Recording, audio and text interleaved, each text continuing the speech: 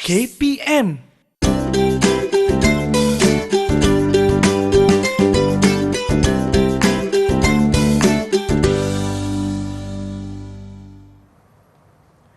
Hai semua, Assalamualaikum, salam sejahtera. Anda bersama saya Irfan Syahmi di saluran Didik TV KPM. Untuk hari ini kita akan sama-sama dalam slot pentaksiran bilik darjah di mana akan ada seorang guru yang kongsikan kepada kita bagaimana murid-murid itu ditaksir di dalam bilik darjah. Dan pastinya kita akan bawakan seorang guru yang banyak pengalamannya. Siapakah beliau? Kita saksikan dulu profil guru kita.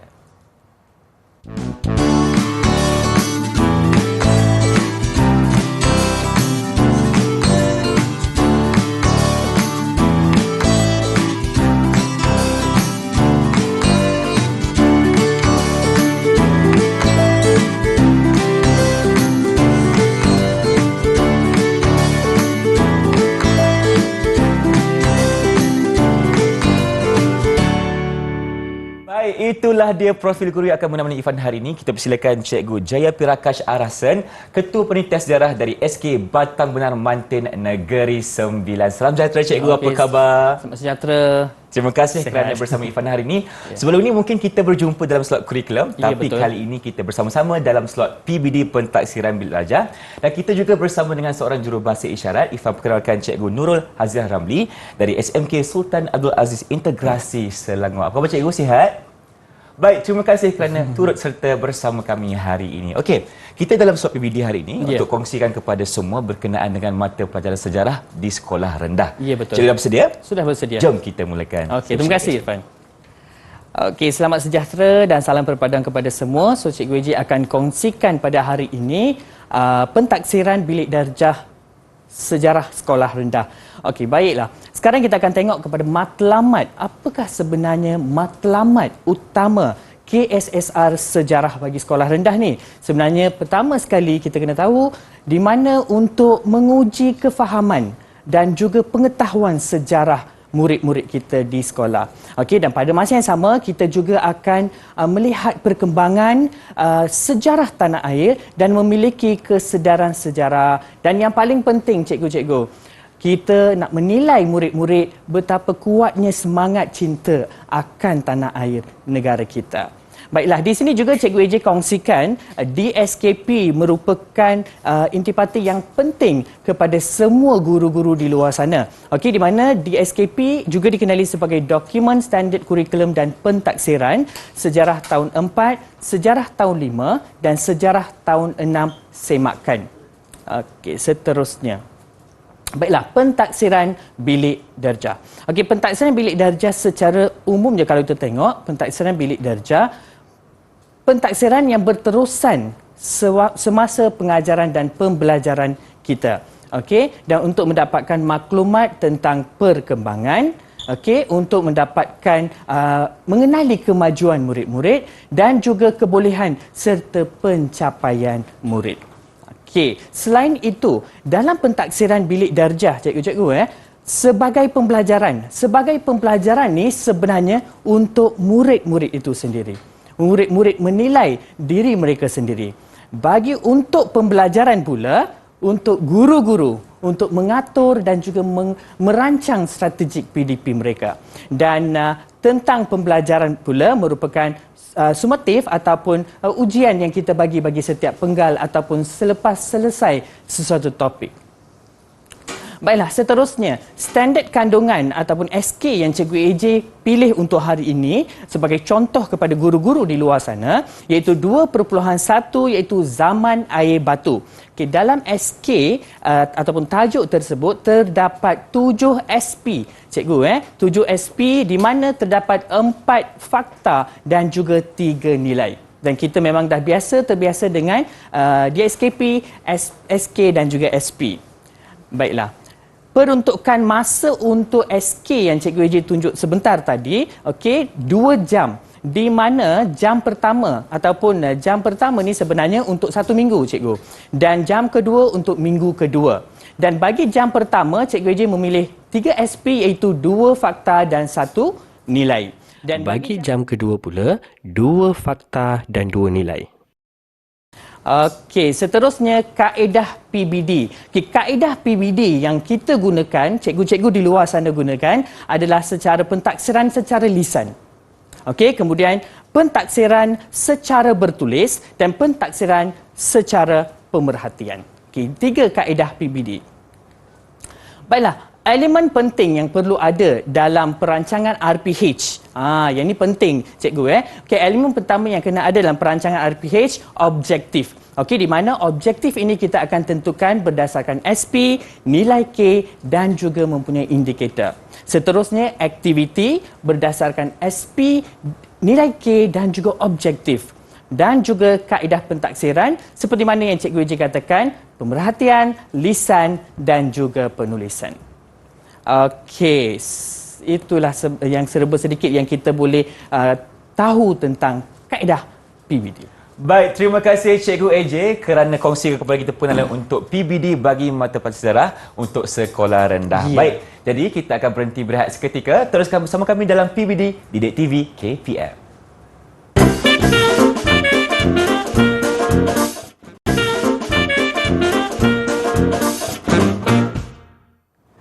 Bersama kami dalam slot pentaksiran Bilik Darjah Didik TV KPM bersama dengan Cikgu AJ, di mana kali ini cikgu kongsikan kepada kita berkenaan dengan perancangan aktiviti PDP di sekolah. Jadi cikgu, jom kita mulakan. Okey, terima kasih Irfan.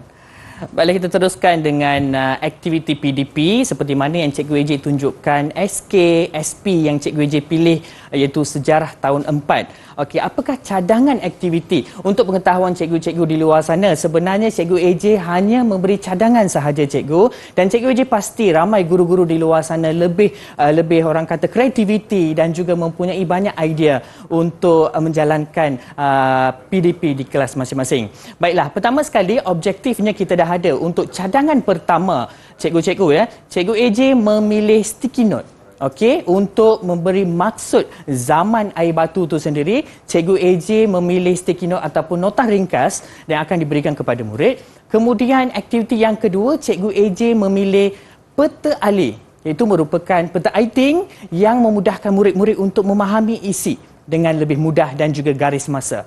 Dan bagi aktiviti ketiga, Cikgu AJ memilih yang ini kita panggil chain line ataupun bagai yang memudahkan murid-murid untuk mengingati fakta juga. Okey, seterusnya terus pergi kepada aktiviti dan juga yang cadangan aktiviti Cikgu AJ, dan Cikgu AJ jalankan di dalam kelas ataupun PDP sewaktu PDP Cikgu AJ. Seperti mana yang guru-guru dapat lihat di sana. Okey, sticky note ataupun nota ringkas, Cikgu AJ berikan sehelai kertas A4 sahaja. Okey, sehelai kertas, dan diberikan kepada murid-murid dalam bentuk kumpulan. Okey, dan mereka akan berbincang dan juga murid-murid akan tulis apa sebenarnya maksud zaman air batu setelah mendengar penerangan daripada cikgu dan juga merujuk buku teks. Okey, dan kemudian murid boleh menunjukkan apa yang mereka tulis sebenarnya tentang maksud zaman air batu. Baiklah, sekiranya kalau kita tengok tadi dalam aktiviti tadi pun kita boleh nampak di mana pentaksiran sudah berlaku cikgu. Di mana apabila cikgu memberi kertas A4, murid mendengar, murid menulis, murid berbincang dan juga murid dapat menjawab soalan cikgu, maka sudah berlaku pentaksiran. Di mana pentaksiran PBD, 3 kaedah itu boleh berjalan serentak cikgu.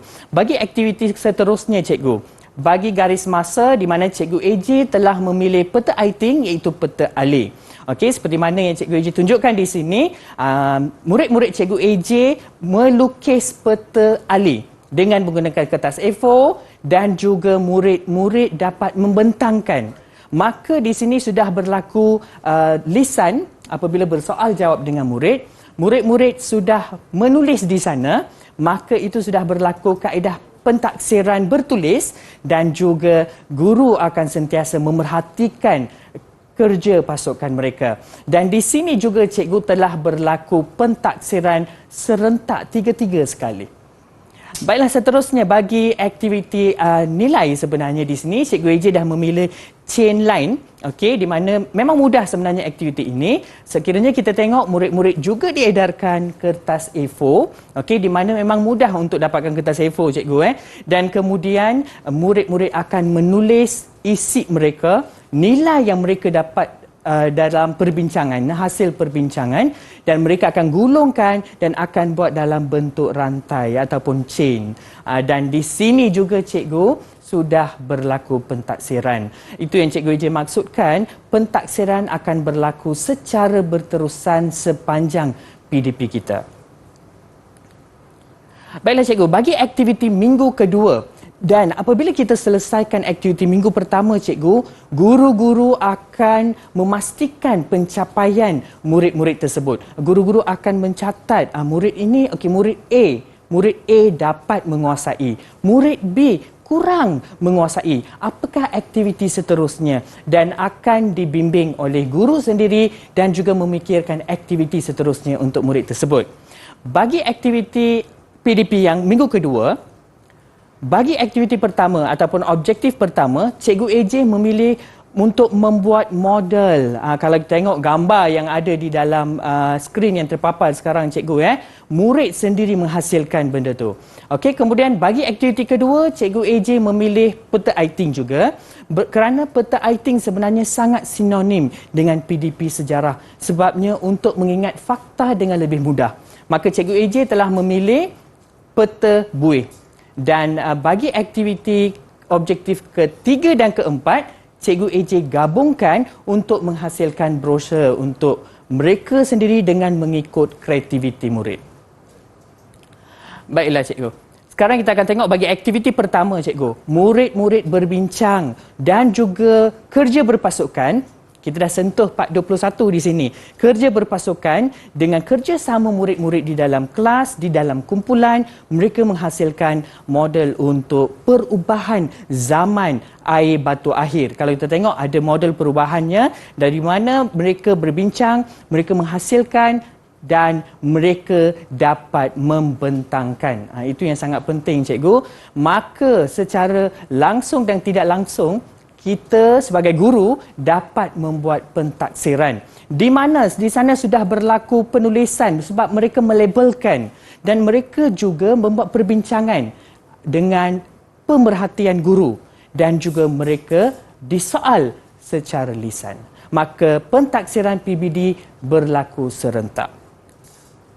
Seterusnya bagi aktiviti seterusnya cikgu, bagi kesan Cikgu AJ memberi penerangan tentang peta buih, dan juga murid-murid menulis ataupun mencatat kesan perubahan zaman air batu akhir di Asia Tenggara.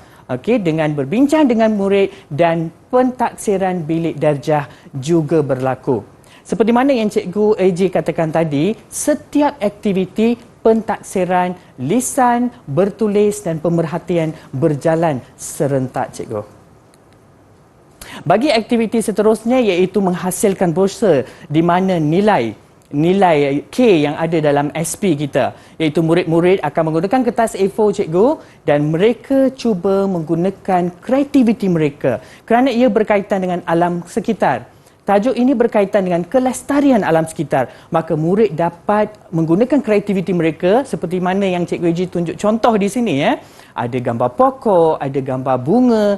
Maka mereka hasilkan brosur ini dan menulis kepentingan usaha mengekalkan kelestarian dan juga kepentingan mengambil iktibar perubahan zaman dalam kehidupan manusia.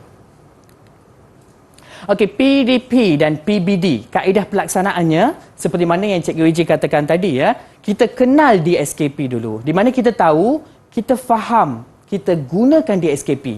Kemudian kita rancang RPH kita. Seperti mana yang Cikgu AJ terangkan, di mana kita kena ada standard kandungan, standard pembelajaran, objektif dan aktiviti yang perlu kita lakukan dan juga refleksi. Kemudian kita akan laksanakan set induksi, aktiviti dan penutup, kemudian rekod serta laporan 2 kali setahun. Bagi setiap SP ni, yang penting ni cikgu, ajar sampai habis suatu kelompok SK dan SP dan baru tentukan TP murid ikut SPI atau standard prestasi. Sekiranya kita belum habis mengajar SP, kita tidak boleh memberi TP cikgu. Baik, terima kasih Cikgu Eji atas penerangan berkenaan dengan aktiviti yang berjalankan. Contohnya seperti carta alif, peta buih, peta iting dan juga brochure yang menarik. Tetapi itu semua tertakluk kepada aktiviti guru untuk bagaimana mentafsir murid-murid di sekolah. Baik, terima kasih Cikgu. Jadi kita akan berhenti berehat seketika. Teruskan bersama kami dalam PBD Didik TV KPM.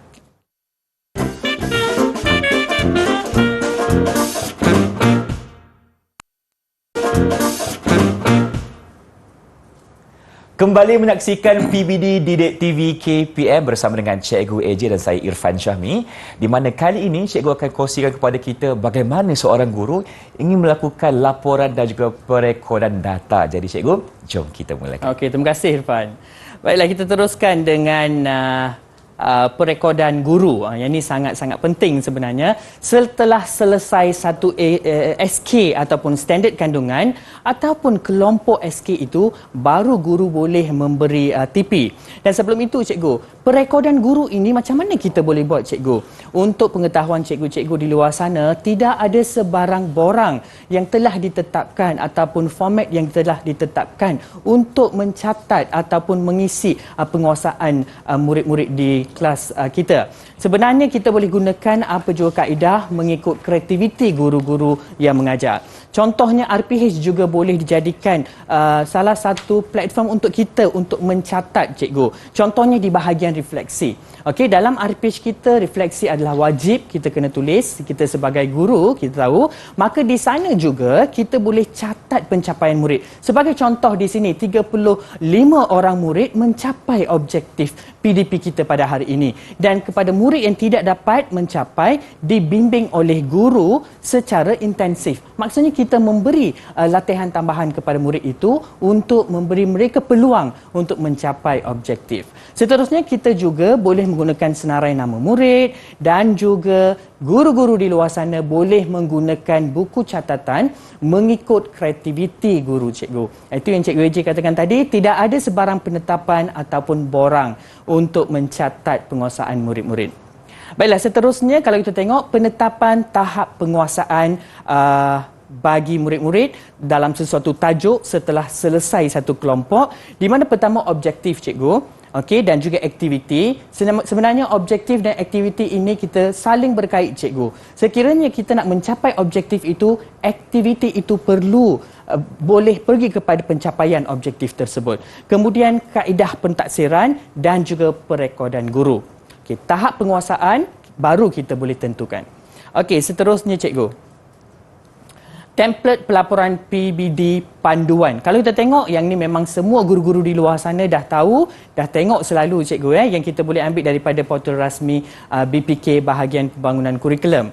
Okey, kemudian template pelaporan PBD sebagai panduan. Baiklah cikgu di sini Cikgu AJ nak terangkan sedikit. Ini merupakan template yang perlu dan wajib kita isi bagi penguasaan murid-murid di dalam kelas kita. Okey, sekiranya kita tengok Cikgu AJ ambil template tahun 4 sejarah KSSR, di mana tajuk yang ada dalam DSKP merupakan 5 tajuk, daripada tajuk pertama, kedua, ketiga, keempat dan kelima cikgu.